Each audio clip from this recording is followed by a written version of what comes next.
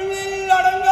பேருணர்வு பரம்பொருள் பக்தியின் மிகுதியால் என்னை பிடித்து பித்தனாக்கிய பெரியவன் பிரம்மாவுக்கும் திருமாலுக்கும் எட்டாத பேர் இயல்பை உடைய பெம்மான் இத்தி மரத்தின் கீழ் இருந்த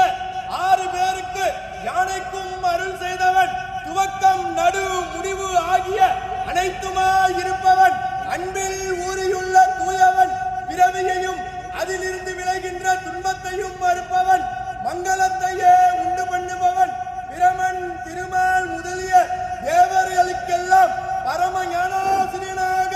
விளங்கும் பரமன் அடியார்கள் தொண்டு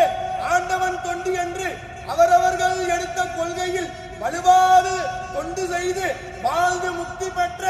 63 நாயன்மார்களோடு திருமுறை கண்ட எங்கள் பெரும்பாட்டன் ராஜராஜ சோழனும் அம்மையப்பரோடு திருமுதுகுன்றம் ராஜ மாட வீதிகளில் எழுந்தருள்கிறார் வருகிறார்.